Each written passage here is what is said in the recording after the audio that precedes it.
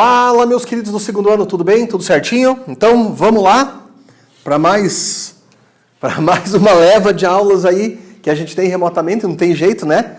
Enquanto as coisas não melhorarem, é assim que a gente vai continuar. Mas, na medida do possível, eu acho que a gente está conseguindo levar as coisas numa boa aí. Vocês colaboraram muito lá no segundo bimestre, então eu vi o quanto vocês se esforçaram e eu espero que vocês continuem da mesma maneira agora no terceiro bimestre.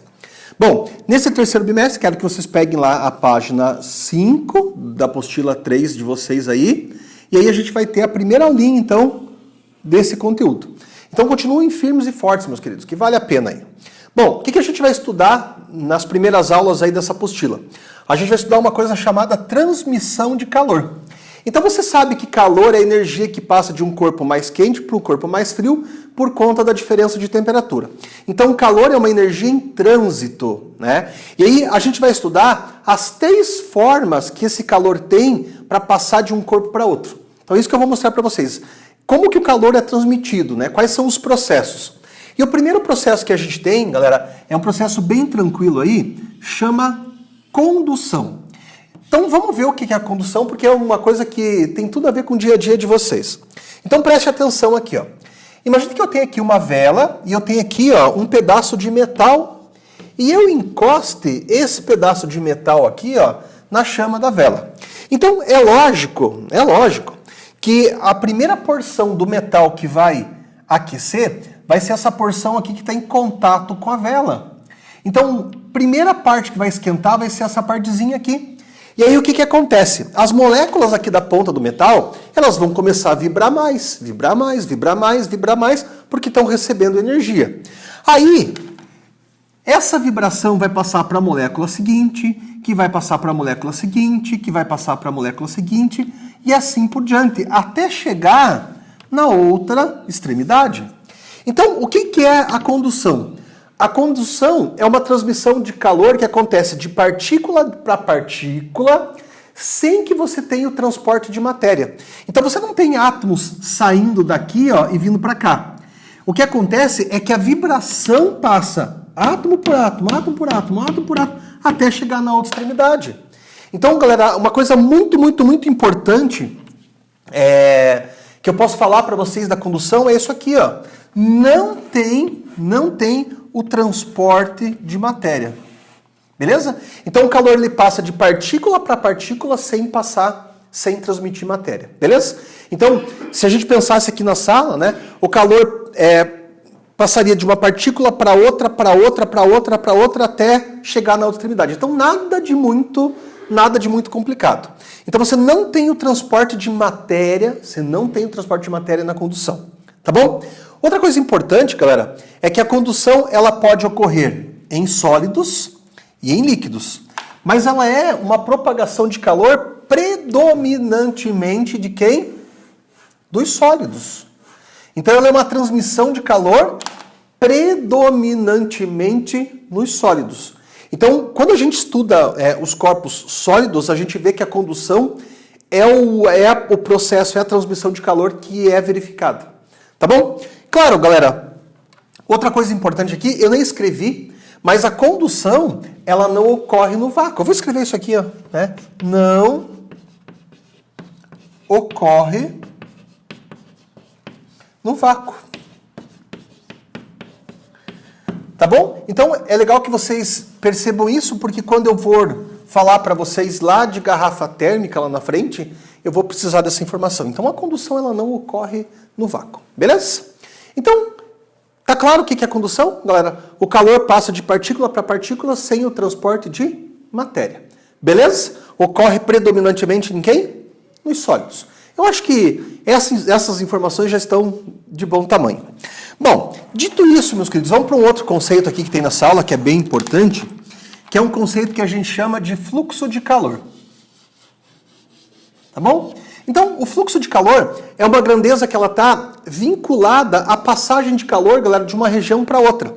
Então, imagine que eu tenho uma certa área aqui, ó, e que eu tenha uma certa quantidade de calor chegando aqui nessa região. Então, galera, o calor que vai passar por essa área aqui, ó, ele vai estar determinando esse fluxo de calor por essa área. Então, o fluxo de calor, eu vou chamar por essa letra grega aqui, ó, que é o φ, vão se acostumando. E o fluxo de calor, ele vai ser o calor dividido pelo tempo. Então, o fluxo de calor é o calor dividido pelo tempo. Aí você pode até falar assim para mim, professor, mas parece potência? Galera, é potência. Né? Potência é energia por tempo, então o fluxo de calor não deixa de ser uma potência. Veja só que interessante aqui, ó. Esse fluxo de calor, galera, no sistema internacional, ele tem que ser o watt.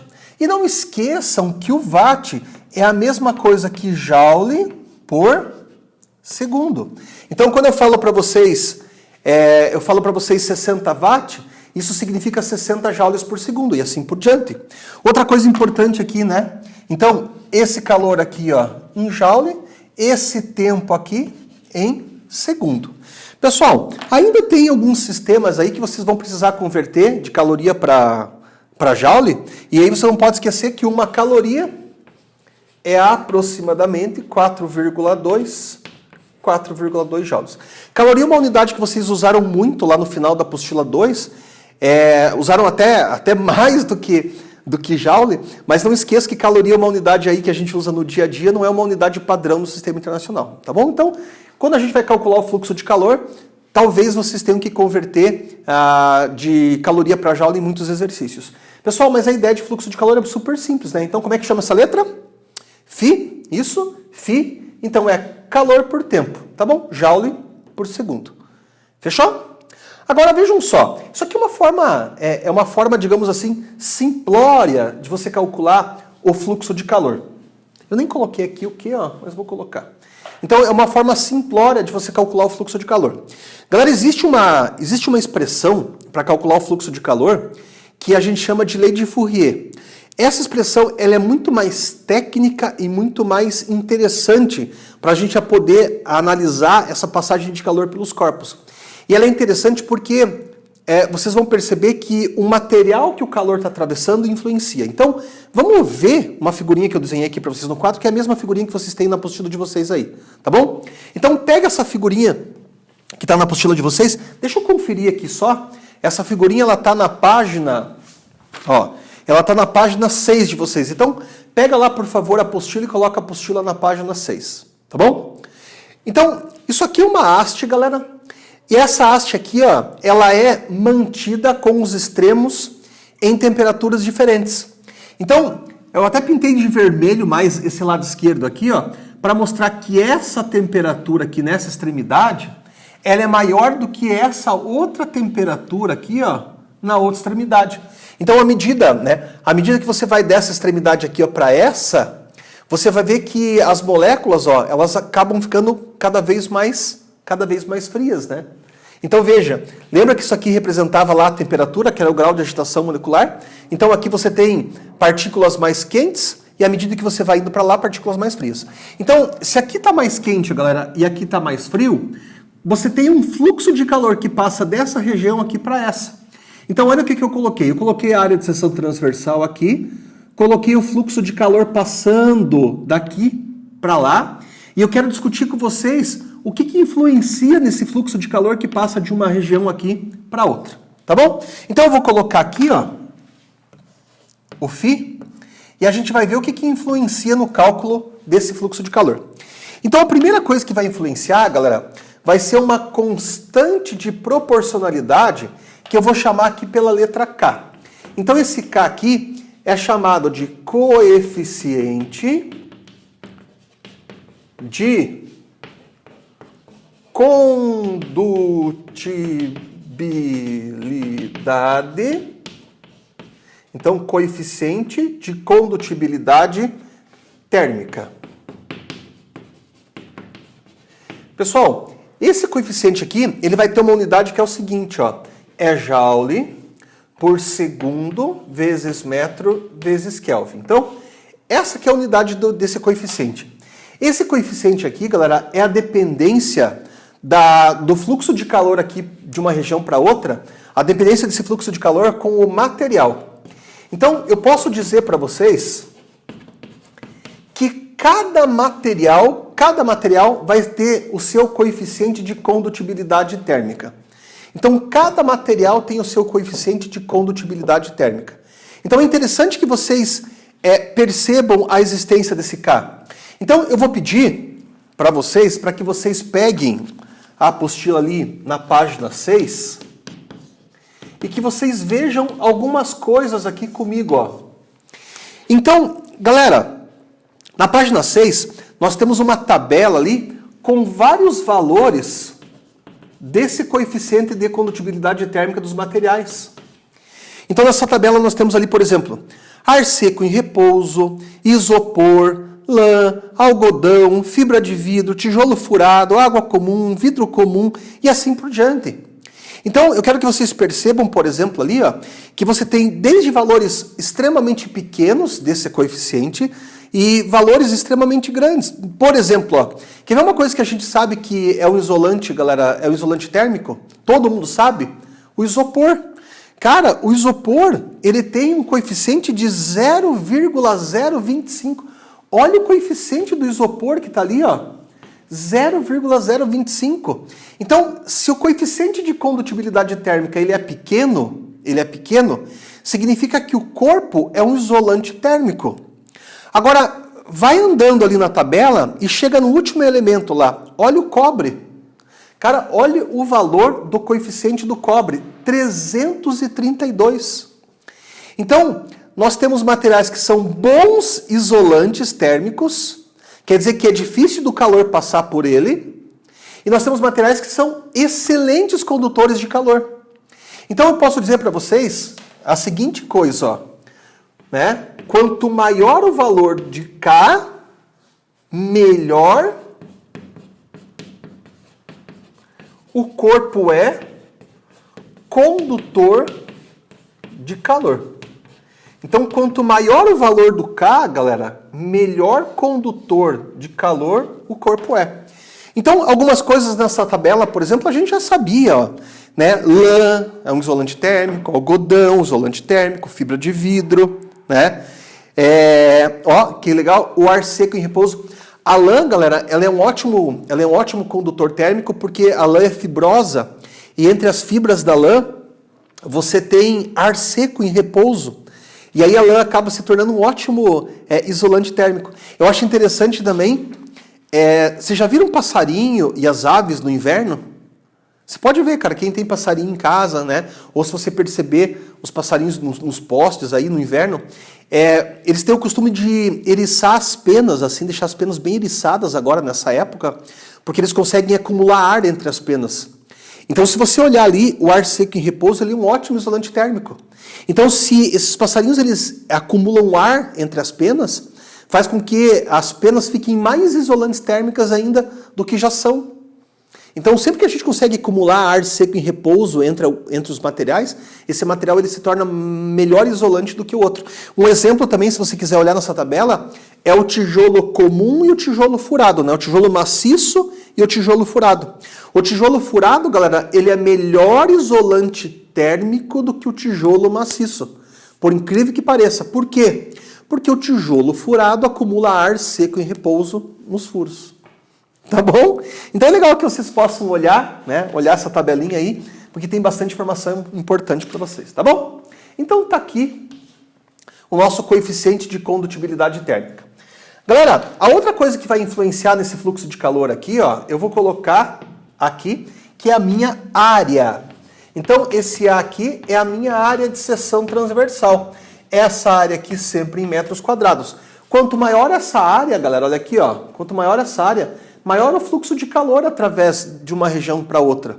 Então, é uma coisa meio lógica, né? Meio lógica, que a área grande, o fluxo de calor é grande. Me conta uma coisa, no inverno agora, quando está bem gelado, né? Quando vocês vão dormir, e aí você deita na cama assim e já se cobre. Qual é a primeira coisa que a gente faz quando a gente deita na cama e está muito frio, galera? Eu aposto que todo mundo vai pensar mais ou menos a mesma coisa. Então a gente deita na cama que está gelada ainda, cara, a gente se encolhe. Então o fato de a gente se encolher é para diminuir a área do nosso corpo. Então, quanto menos área, menos fluxo de calor. Quanto mais área, mais fluxo de calor. Então o fato de você encolher é para você diminuir a área do seu corpo e para você perder menos calor para o ambiente. Então, se encolher esquenta, se encolher esquenta, tá bom? Então a gente se encolhe para diminuir a área para passar menos calor. Então a área influencia. Pessoal, outra coisa que influencia no fluxo de calor é a variação de temperatura. Na apostila tá T2 menos T1, mas eu vou colocar aqui, ó, ΔT. Eu vou colocar aqui ΔT. E eu quero discutir um pouquinho com vocês, pessoal, a variação de temperatura, tá bom? Então, se fala muito em temperatura agora, porque essa coisa do Covid, né, que as pessoas têm que medir a temperatura lá para ver se tem algum processo inflamatório, esse tipo de coisa. Então, vejam só o negócio aqui, ó. Pessoal, nós, mais ou menos assim, ó, né, se a gente tiver coberto, pode ser um pouquinho mais, né? Então, até 37,5 é aceitável aí, mas a temperatura média nossa corporal é de 36, né, 36,5, tá bom? Então, veja o seguinte, imagine que o ambiente está nos 30 graus. Então, se a nossa temperatura corporal é 36,5 e o ambiente está a 30 graus, a nossa perda de calor para o ambiente, galera, ela é pequena. Então, a gente não sente frio. Então, sempre que a nossa perda de calor para o ambiente ela é pequena, a gente não sente frio. Agora, se o ambiente, por exemplo, tivesse a 5 graus Celsius, olha a diferença, ó, de 36,5 para 5. Então, quando você tem uma diferença de temperatura muito grande, galera, você começa a perder muito calor para o ambiente. E aí essa perda de calor para o ambiente vai fazer com que você sinta frio. Então, peraí, professor, deixa eu ver se eu entendi.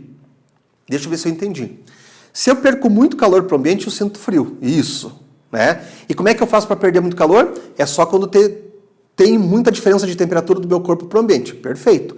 Agora, se eu não perco tanto calor, eu não sinto frio. Isso. Por quê? Porque a temperatura do ambiente e a minha temperatura são mais próximas. E por que quando a gente está com febre, galera, a gente sente calafrio, ó? É fácil, cara. Você está em 36,5, você sobe lá para, sei lá, 38 ou 39, vamos colocar aqui, vamos exagerar, né? Então você tem 36,5, você sobe 39, você está com febre. Aí, cara, você vai perder muito calor para o ambiente. Você vai sentir frio, vai sentir calafrio e assim por diante. Tá bom? Então vejam aqui, ó, que essa variação de temperatura ela influencia no processo. Pessoal, quanto maior a variação de temperatura, maior o fluxo de calor. Então, quanto mais quente tiver essa região aqui, ó, e mais fria tiver essa, maior vai ser o fluxo de calor que vai passar de uma região para outra. Então aqui vai ter muito calor passando se as temperaturas forem bem diferentes. Beleza? Galera, essa variação de temperatura eu vou colocar aqui em Kelvin. Mas não esqueçam que poderia ser em Celsius. Por quê? Porque uma variação de temperatura em Kelvin e em Celsius é a mesma. Tá bom?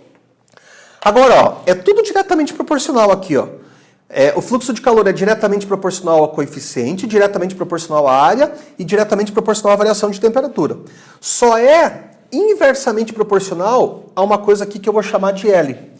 Galera, L é o comprimento dessa haste aqui, ó.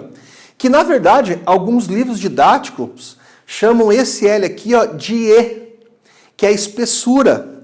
Então, eu vou colocar aqui esse L é o comprimento, mas se vocês encontrarem alguma coisa que diga que é a espessura, não se assustem, tá bom? Não se assustem.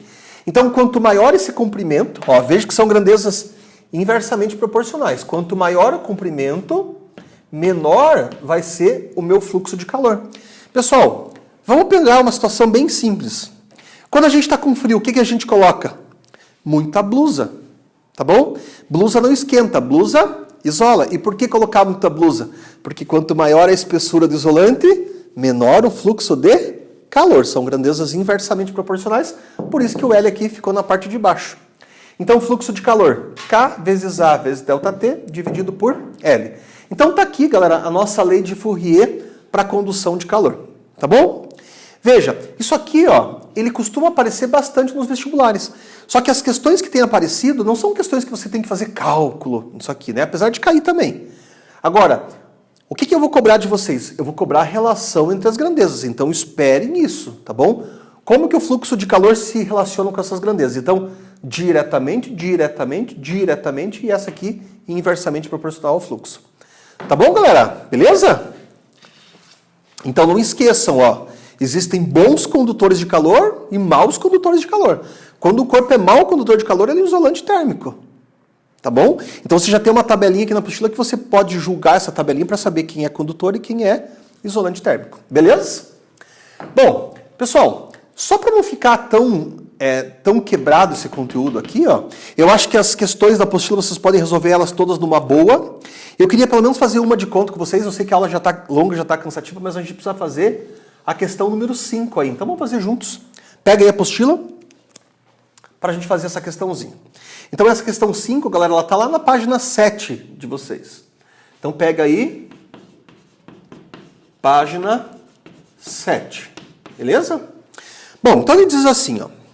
Em dias frios, é comum o uso de cobertores para reduzir a perda de calor para o ambiente.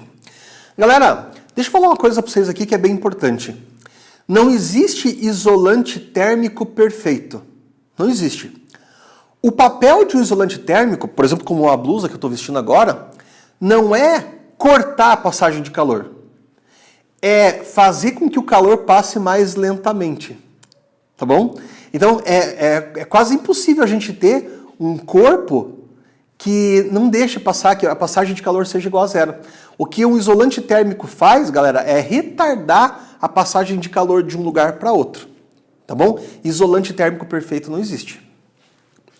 Bom, uma pessoa de 1,2 metros quadrados de área está usando um cobertor de 2,5 centímetros de espessura.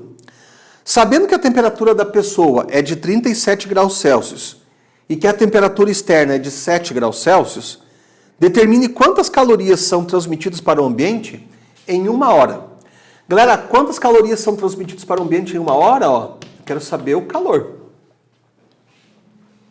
Tudo bem? Outra coisa, dado coeficiente de condutibilidade do cobertor, 8 vezes 10 a menos 5, caloria vezes segundo vezes centímetros dividido, vezes graus Celsius. Bom, então aqui, ó, tem um perigo só. Tem um perigo aqui, galera, ó. Aqui graus Celsius, não tem problema nenhum. Se fosse Fahrenheit a gente tinha que converter, mas graus Celsius e Kelvin, né, não vai fazer diferença. Aqui, ó, a gente vai ter que passar para segundo, porque aqui está em segundo, tá bom? E o meu perigo também é aqui, ó, centímetro, galera. Aqui centímetro, só que aqui, ó, metro quadrado. Então, nós temos duas coisas para converter aí.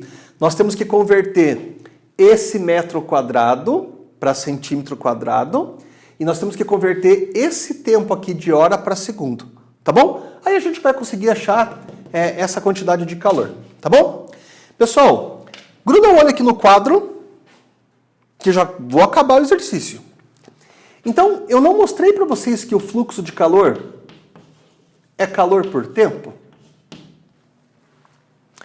Eu não mostrei para vocês que o fluxo de calor depende da constante, da área, da variação de temperatura e da espessura? Então, o que impede, galera, de eu pegar esse fluxo aqui, ó, e igualar com esse fluxo aqui? Eles são coisas diferentes? Não são. É a mesma coisa. Então, esse fluxo de calor aqui, ó, é igualzinho a esse fluxo de calor aqui. Então, eu vou igualar as duas coisas. Então, isso aqui vai ficar assim, calor por tempo é igual a K vezes A delta T por L. Pronto. E é esse K aqui que eu tenho que saber, esse Q aqui que eu tenho que saber o valor dele, que é a quantidade de calor. Então, pessoal, eu vejo o seguinte, ó, não é para ficar decorando isso, não é para ficar decorando isso, né? Vocês têm todo o material para consultar a hora que vocês precisarem. Você só tem que saber que aqui esse fluxo é a mesma coisa que isso, e igualar. Porque o resto é trocar valor e fazer continha. A física da coisa acabou, galera. O resto é matemática. Então vamos trocar os valores aqui, ó. Então esse calor eu quero saber. Esse tempo, 1 hora, 3.600 segundos. 3.600 segundos. Esse coeficiente de condutibilidade térmica, que é aqui, ó, 8 vezes 10 a menos 5. Essa área, galera, eu vou partir do princípio que vocês já sabem converter a área, né? Então, como é que faz para passar de metro quadrado para centímetro quadrado? multiplica por 10.000, então 1,2 vezes 10 à quarta. Essa variação de temperatura aqui, ó, de 37 para 7, galera, ou de 7 para 37, você sempre vai colocar a variação de temperatura aqui positiva, tá bom? Então 30 graus. E todo mundo dividido pela espessura aqui, que vai dar 2,5. Tá bom? Então vamos repetir? Vamos repetir? Calor, eu quero saber, porque ele perguntou quantas calorias vão passar em 1 hora. Tempo, 3.600, que é 1 hora. Por que eu estou passando para segundo, galera? Porque na unidade do coeficiente aqui está em segundo, ó. Então 3.600. O K, 8 vezes 10 a menos 5. A área, eu multiplico por 10.000 para passar para centímetro quadrado. Variação de temperatura de 37 para 7 ou de 7 para 37, 30. E a minha espessura aqui, 2,5. Tá bom? Galera, eu vou deixar por conta de vocês, para vocês fazerem essa continha. Então você vai encontrar que esse Q aqui, ó, esse Q é 41.472 calorias que me dá a resposta. Tá bom? Beleza? Tudo certo? Galera, ficou ainda o exercício 1, o 2, o 3 e o 4 e o 6 para vocês fazerem, tá bom? Ó, isso aqui, ó, o 1, o 2, o 3 e o 4, ó, basta você ler a apostila ou assistir a aula. Se você ler a apostila ou assistir a aula, vocês conseguem fazer esses 4 exercícios, sem problema nenhum. O 5 está pronto aqui, você só tem que terminar a conta. E o 6, eu vou pedir para vocês o seguinte, ó. Galera, na aula 4, a gente vai ter uma revisão que eu vou dar para vocês sempre antes do teste seguinte. Na aula 4, eu faço o exercício 6 com vocês, tá bom? Agora, caso você queira tentar fazer, só tentar. Se tiver alguma dúvida, você me pergunta, tá bom? Mas o que é importante nessa aula? Eu acho que o importante é você assistir ela, às vezes mais de uma vez, se for preciso, e fazer um resumo do caderno, galera, porque isso aqui, ó, tem bastante informação importante. Então eu demorei bastante nessa aula, porque não é o exercício em si que vai ser importante, vai ser toda essa explicação que eu dei para vocês, que vocês têm que parar um pouquinho para pensar, tá bom? Galera, tudo de bom aí, um abraço e até a próxima. Tchau, povo!